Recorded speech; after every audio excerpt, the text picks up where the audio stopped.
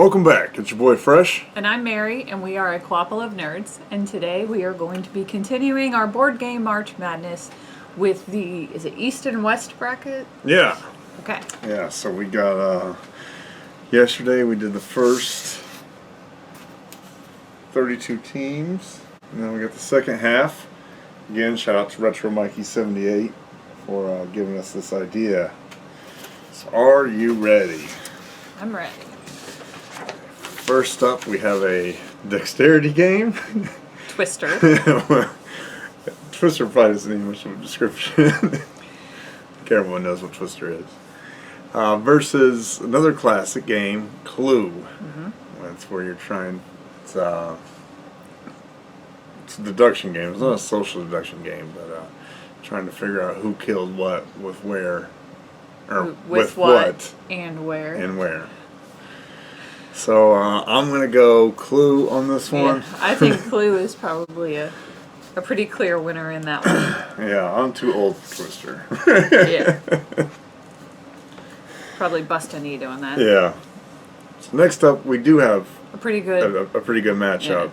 Seven Wonders is a drafting game in which up to 7 people are trying to build one of the 7 wonders of the world. Kind of a little bit of a city building game. Versus Pandemic, which is a cooperative game where you're trying to eradicate 4 diseases from the earth, and you travel around and work together to do that. Pandemic for me. Yeah, it's Pandemic for me too. I do enjoy 7 Wonders, yeah. But that one doesn't have a great 2-player option. They had to make a second game called 7 Wonders Duel. So I like the style of Pandemic, just any of those types of games. Not just that they're cooperative, but again, I've kind of hinted at this before. When which one was it before that? It was Forbidden Desert. I like that the obstacles are kind of constantly coming at your way, and you have to continually fight against them in order to win. So it's a challenge throughout the game. You don't just it doesn't get easier as you go along. Right. Which I really like. All right, up next we got 5 Minute Dungeon, which is a cooperative real-time game in which you're trying to match symbols to overcome obstacles, villains, masterminds. Versus Ticket to Ride, which is a set collection game in which you're trying to connect routes. In the original version across America. Mm-hmm. I think this is going to be our first disagreement. Yeah. Because I'm going Ticket to Ride. Yeah, and I'm going with 5 Minute Dungeon because I really like 5 Minute Dungeon. I enjoy 5 Minute Dungeon. Oh, do you have your phone? I have a feeling Ticket to Ride is going to be higher. I don't know. I think that one will be close. So, in the event of a tie like this one, we go to BoardGameGeek.com, which is the best board game website in the world, and whoever ranks higher there is the tiebreaker. Okay. Ticket to Ride is ranked at 158 overall on Board Game Geek. Okay, 158. That's pretty good.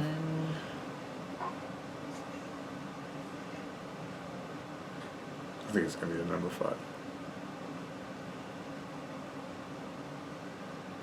Okay.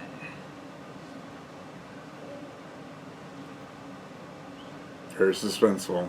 158 versus 704. 704. So, it is Ticket to Ride. Ticket to Ride. Okay. Up next, we got another good matchup.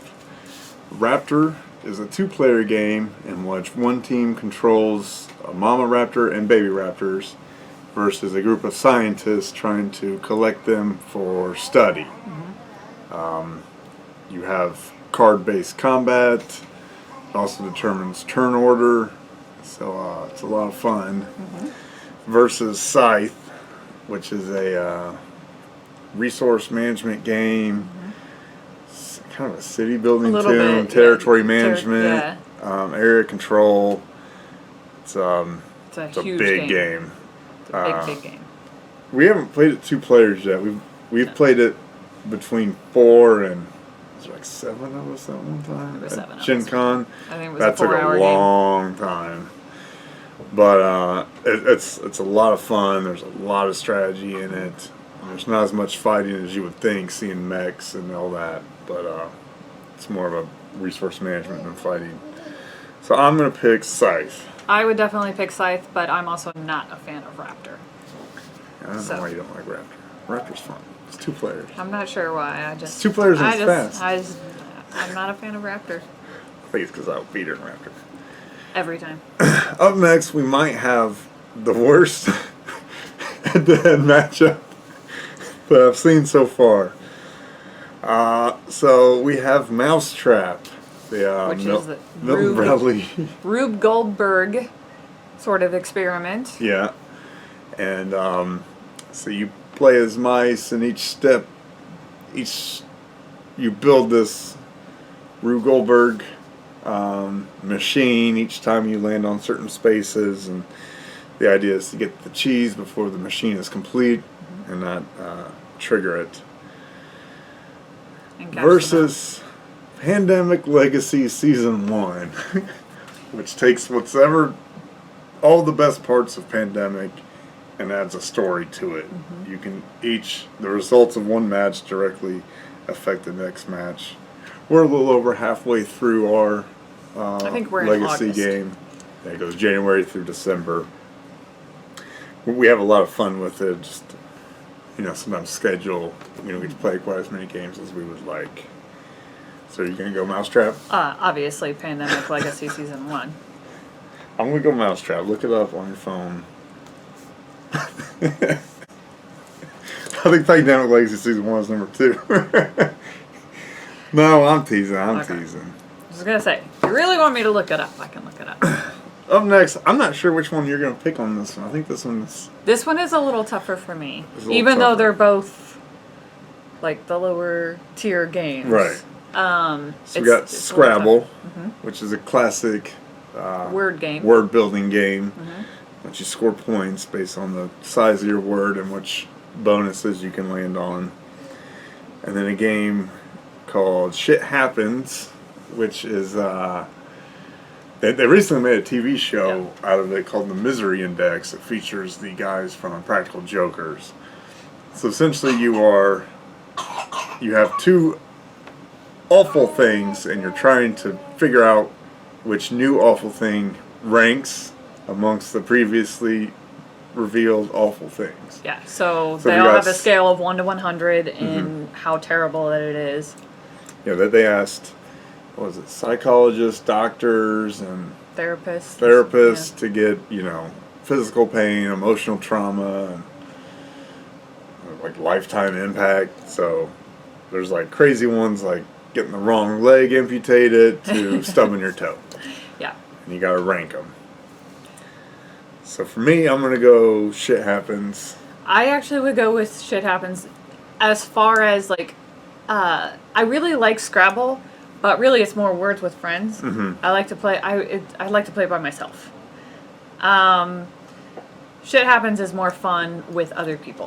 Yeah, it's a party game. You can get big groups and playing it's funny. And, it's really funny.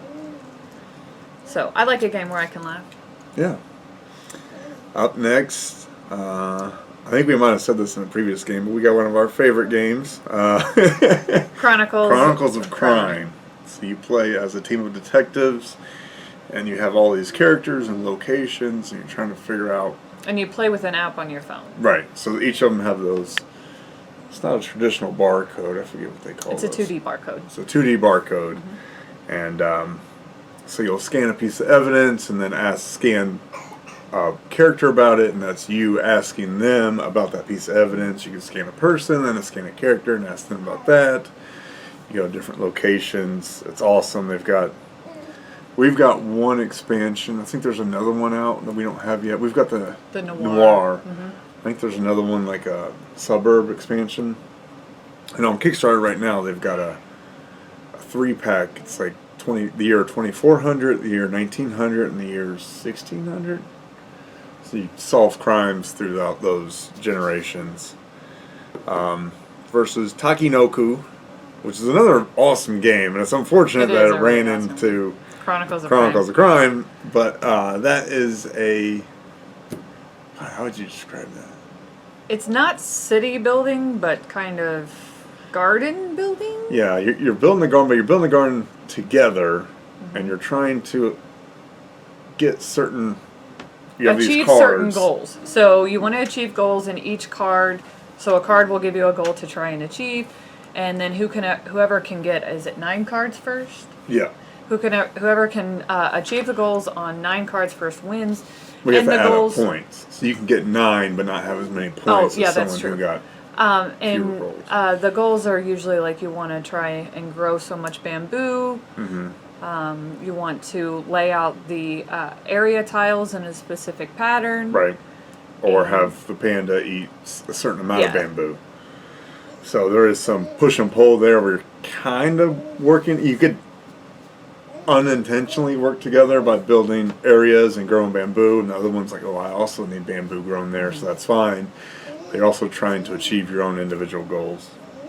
This one's easy for me, though. It's Chronicles of Crime. Absolutely. It's unfortunate because I really love Takinoku. I really do, too. It is beautiful. It pops off the board with these tall bamboo stacks and, the farmer and the pandas. It's awesome. It's unfortunate. Very, very pretty game. Next up, we got Legendary Marvel. Now, we have probably 12 expansions to this. A lot. So we are including the expansions in our games. We don't have a ton of them. We do have some, though. And so this one would be... It's a deck building game. Yeah, so it's a deck building game set in the Marvel Universe using the Legendary system.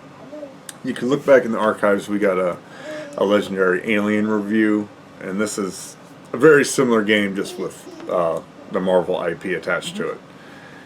And then we have Cards Against Humanity, which is a party game that's a lot of fun. It's really funny. You can,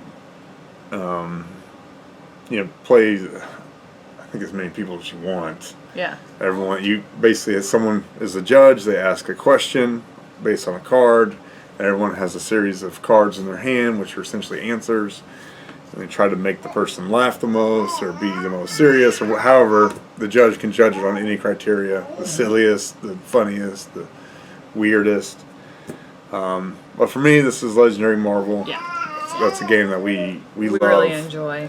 I guess I typically try to buy all the expansions, and we did a gauntlet, and we might do that again. We've gotten a couple new expansions since then.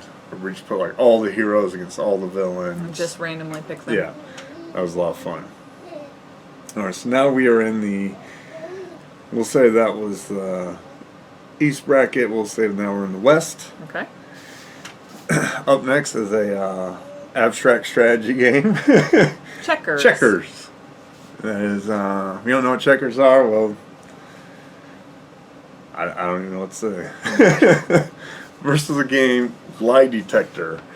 Lie Detector is an early detective game in which people will give you clues, and the cards will have holes in them, and you insert this rod, and if it hits the hole, it won't connect the circuit. If it doesn't, it will connect the circuit, and that'll determine whether or not they're lying. So you can say, oh, he's got a big nose, and it doesn't connect the circuit. No, he doesn't have a big nose. He's lying. So whoever it is has a small nose. I think I'm going to go Lie Detector. Oh, yeah. I would go Lie Detector. Checkers is boring. It's very boring. It's abstract strategy. Up next, we got another classic, Battleship, which is oh man, some of these old ones is tough to describe. So you don't know, it's hidden movement, or it's hidden placement, and you're trying to guess where the other opponents has arranged their ships, and trying to hit all the squares by announcing grid patterns. Again, that one's been around forever. And then we got that going against Break the Safe, which is a 1 to 4 player cooperative game. And it's real time. Is it real time? Are you sure about that? I thought you took turns. I think it's real time. You have so much time. You I do think have it's like you do 20 have so minutes. much time, but you still take turns. There's a time limit on it Yeah. before the alarm goes off. But you're trying to find these keys, guard or dodge the guards and the guard dogs, and unlock this safe. It's got an electronic safe thing that has a countdown on it. I'm gonna go break the safe. I really like that game. Yeah, that's fun. That's an old cooperative game which didn't really exist at the time. I think the one we have is a remake. And our 10-year-old likes that one too. Yeah. Up next, we got An easy pick. photosynthesis, in which you're trying to grow trees and get around the sun. That one is not cooperative. That one is competitive. Yeah, that one's a competitive game. So you got to plant seeds, try to get the most sunlight possible, block the other player. It can get a little, with 2 players, it can get a little cutthroat because you're planting a tree to block her tree, and versus the timeless classic Monopoly, which is a game that has ended lots of friendships and relationships and has probably destroyed families. A game is, you can't totally hate Monopoly because I don't think board gaming would exist without Monopoly. I think that paved a lot of painful roads, but it's long. The leader tends to just slowly grind out everyone else, and not that exciting. So I'm going to go photosynthesis. Yes, I would agree. Photosynthesis. And then next we have Deception, Murder in Hong Kong. So that is a oh man, I'm blanking on that phrase. So it's another hidden role game, which you're trying to. Oh, Georgie's coming around. It's a hidden role game where one person plays the killer, another person plays the forensic examiner. The killer will point to the weapon they used for the murder and a piece of evidence on their board in front of them.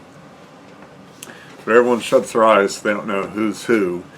The forensic examiner makes a note of that, and as the game goes, we'll try to give the whole table clues as to what the weapon is or what the piece of evidence is. So you'll need to guess both. Each player gets one guess, so the killer can still throw out a guess to try to throw people off his or her scent. I like that one. It was a good party game. Yeah. Blunderful is another party game in which I guess sort of asks the question, what would you do if? And essentially someone will present a question in their head, they will pick, or I think they have cards, they'll pick which answer, so it's multiple choice. So like, what would you do if you saw a ghost? One's run away, one's call the Ghostbusters, and one's get my Ouija board out. Yeah. And then I have to try to know the person reading the question and select which answer I think they would pick and wager on it. And it goes like that to get to 100 points, I think. Is it 100? Maybe 50? I don't remember. Yeah, I can't remember. Well, that was another good party game, but I'm going to go Deception, Murder in Hong Kong. Deception, Murder in Hong Kong for sure. We don't get to play that one, though. I think we got to break that one out again. I really enjoy that one. Up next, we got another game that we've done a review on, Terror Below. You can check that out in the archive. So that is a pick up and deliver game, which you're trying to find these worm eggs, these monstrous worm eggs, and bring them to Reminiscent scientists. of Tremors, the movie. Very reminiscent of Tremors. And you collect points based on the pick up and deliver. Versus Detour, which is sort of like the game of life, right? In which, or no, you're trying to visit national monuments, and they've got these wheels. So this is board, it's all these pretzel shapes, and it's got these wheels that you can turn. So if you roll certain dice, you can turn and detour your opponent. They were trying to get to this spot over here to see the Grand Canyon. You turn that wheel, now they have to go back. Yeah. Again, our 10-year-old likes that game. Yeah. But obviously it's terrible low. These kid games are not doing too hard. I was wondering if a couple of them wouldn't make it. Up next, we've got Story Cubes, which is just a set of 6 dice or 9 dice with different pictures on them. You roll however many dice you want and build a story connecting on those dice. So it could have a skeleton head and a key and a spaceship. And you're like, well, the skeleton went to go into space, but you need to find the key to control the spaceship. Yeah. And then the next person takes dice, rolls them, and then has to continue the story Where you based left off. on the previous person's story. It's another party game. It's fun. You got to think on your feet, though, and you can't take it too literally. Yeah. I think that's kind of where it trips up. Versus Asking for Troubles, that is a worker placement game in which you are collecting resources to buy traps to capture these things called troubles, which are basically aliens. That game loves the color orange. There's a lot of orange on that game. Bright orange. Bright, yeah, the brightest orange. But it's a lot of fun, and it's a good introduction to worker placement. Yeah. So I'm going to go Asking for Troubles. Asking for Troubles is where I would vote for too. That was one that I picked up at Gen Con 2 years ago. Mm-hmm. And I thought it was a lot of fun. And then we got 2 more. So we got Trade on the Tigris, which is a trading game in which you are trying to gather the most money, and you can do that by building your political alliances or religious alliances. So you can trade in a set of goods, and it'll have like, you know, your. It doesn't use Democrat and Republican. I forget the political parties, but let's just say this one had 3 Democrat. It's set in like Egyptian times. Yeah. It has an Egyptian theme to it. Right. So you would move your spot closer to the Democrat side, and then that could enable you, once you hit certain barriers, you can start hitting better cards. But you also trade in goods, so sometimes it might have a mix of Democrat and Republican, and that way you don't move your track, but you get more money. So there's kind of a push and pull there. I probably didn't explain that the best, but we've only played it once at Gen Con 2 years ago. 2 years ago with the creator. Yeah, we played with the creator, which was awesome. He taught us how to play it, so we had a good time. Versus a game that we do have a review on the archives, Legendary Aliens. And that follows the first 4 Alien movies. And if we're including these 2 expansions, we haven't played them yet. We do have 2 expansions. I think it includes Alien Covenant. Which we picked up at Gen Con this year. Yeah. Or this past year. I don't remember what the other one has in it. We haven't messed with that one yet, but it's on the list of things to do. So, but yeah, it's a deck building game similar to Legendary Marvel. They use the same mechanics. I'm gonna go Legendary Aliens. I'm actually going Trade on the Tigers. All right, we got another I really enjoyed split. that game. I love the Aliens IP. I watched the movie Aliens 500 times as a kid. My machine gun sound was that machine gun sound. So we'll see. This one might be. Trade on the Tigris is 3,776.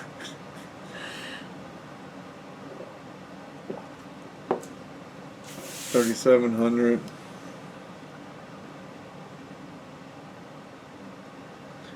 Versus, drum roll, 102. 102. So Legendary Aliens wins. Legendary Aliens. I'm whooping on you now. I think it's just that people don't know about Trade on the Tigers. Yeah. But it's a fun game. It is a fun game. The reason I knocked it down is there's not a 2-player option. So for me, we don't get to play 3 to 5 player games very much. Our group is either 2 or 6. Right. So that's why not a good I number knocked it for us. down in the rankings. All right, the last one for the East bracket. I don't remember which one was which now. I think we said East and then this was Okay. West. It was Deadline. So that is it's another detective game in which you're trying to get clues out of people, and you need certain supplies, and you got these cards that you need to kind of match up symbols in order to build a collection. I'm explaining this horribly. It's kind of tough to explain though. So you're matching up, like you'll need 3 packs of cigarettes and 2 shots of bourbon to get information out of this guy. You got to pay him off with bourbon and cigarettes, and he gives you information. And trying to collect those to meet these goals, to get clues, to figure out who did the crime. Versus Escape from Aliens in Outer Space. So this is a hidden movement game. It's another party game where a couple players play the role of aliens in a ship that is completely dark. The other people play the role of the astronauts who are trapped on the spaceship who are trying to make it to the escape pods. Each round, the player or the humans draw a card. Either 1 or 3 things will happen. All 3 they move. One time they move and they can lie about it, so you can say that you're in a different grid pattern than what you really are. 2, they can move and they have to tell the truth. Or 3, they move and don't have to say anything at all. And so these aliens are trying to hunt these people down by using these washable marker it's dry erase. Dry erase grids. We played that with 6 people. It was a lot of fun. I know you hate Deadline. So. I hate both of those games. You hate both of them. I hate both of those games. I really hate Deadline, and I probably hate Escape from Aliens more, so I'm going to go with Deadline. So I gotta go Escape from Aliens in Outer Space. We got another tiebreaker scenario. I didn't know you hated Escape that much. Why do you hate Escape that much? I just don't like the games where it's this mystery grid and you're trying to chase somebody. I think you're still upset about Captain Sonar. I really hated Captain Sonar. Really hated it. Okay, 3017 for Deadline. 3017. It's probably the year I'll die. And, oops, I selected the wrong one.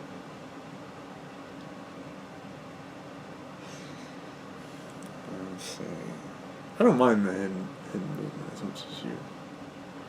973 for Escape from the Aliens in Outer Space. Alright. I've won all 3 of our tiebreakers. Yes, you have. I'm in line with Board Game Geek. I guess I just like the underdog. Yeah. Alright, folks. That'll do it. We'll update the big board. And tomorrow we will start the North-South bracket round 2. And Sunday, the East-West bracket round 2. Until then. Thanks. Bye-bye. Bye.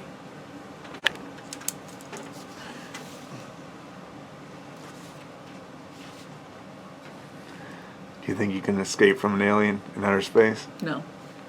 I would lose every time.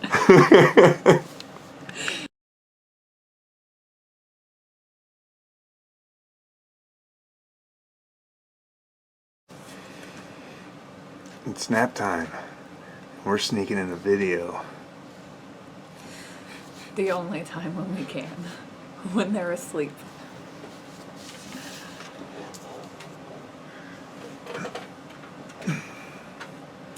It's a bit early for beer, so I'll just drink some lemonade.